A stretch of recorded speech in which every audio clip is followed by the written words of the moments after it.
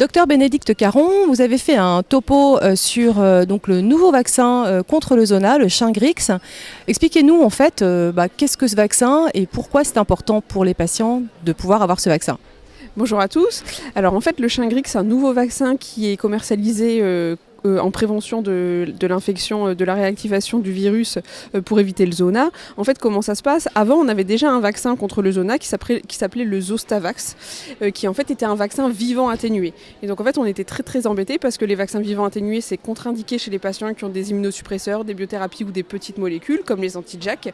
Et donc finalement, c'était soit il fallait vacciner les patients avant de débuter un traitement, comme pour la fièvre jaune par exemple, ou soit il aurait fallu arrêter le traitement pour pouvoir vacciner les patients. Donc en pratique, ce vaccin, il était très peu utilisé en France parce que c'était pas adapté à nos patients.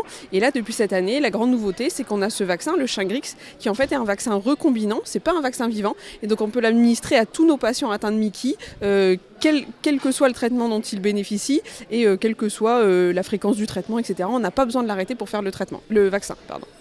Et pourquoi c'est utile de faire ce vaccin contre le zona? Alors en fait, il faut savoir que quand vous regardez un petit peu les données d'épidémiologie, on se rend compte qu'il y a des facteurs de risque de faire un zona. Donc dans ces facteurs de risque, il y a l'âge, le sexe féminin, et puis il y a aussi des comorbidités. Et dans ces comorbidités, on retrouve les maladies inflammatoires chroniques intestinales, que ce soit la maladie de Crohn et la rectocolite hémorragique. Et ensuite, quand vous regardez plus précisément dans une population de patients qui ont une Mickey, vous vous rendez compte que le fait par exemple d'être en poussée ou d'autres facteurs, ça peut aussi augmenter le risque de faire un zona. Donc quand on a une Mickey, on est à risque de faire un zona, et d'autant plus quand on est en poussée de sa maladie. Alors en pratique, il y a une ordonnance, on se fait prescrire le Shingrix?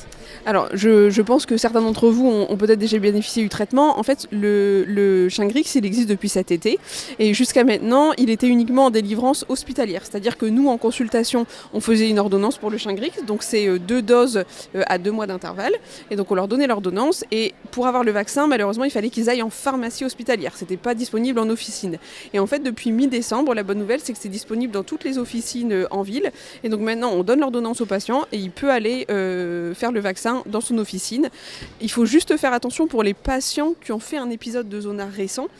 Pour ces patients-là, en fait, il est quand même conseillé d'attendre 1 mois après l'épisode de zona avant de se faire vacciner. Mais après, on peut se faire vacciner sans souci. Donc le vaccin est remboursé? Oui, tout à fait, le vaccin il est remboursé. Et donc nous, en pratique, pour tous nos patients atteints de Mickey de plus de 18 ans, le vaccin il est pris en charge par la sécurité sociale.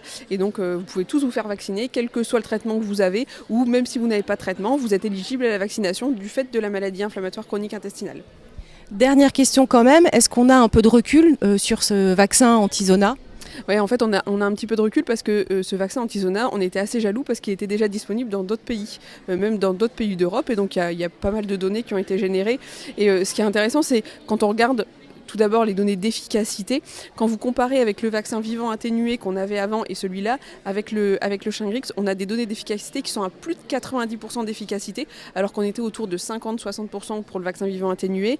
Et en termes de tolérance, bon, c'est les effets indésirables les plus décrits, c'est les maux de tête, c'est les nausées. Après, j'ai quand même quelques patients qui m'ont décrit des syndromes pseudo-grippales, mais globalement, ça passe en quelques jours avec un traitement symptomatique. Et surtout, ce qui est très important, c'est que moi, pour ma part, j'ai pas entendu parler de récidive de poussée ou moindre efficacité du traitement contre la Mickey après avoir été vacciné contre le Shingrix. Donc c'est vraiment des données rassurantes. Et donc on vous encourage à vous faire vacciner parce que c'est hyper important. Merci beaucoup. Merci à vous.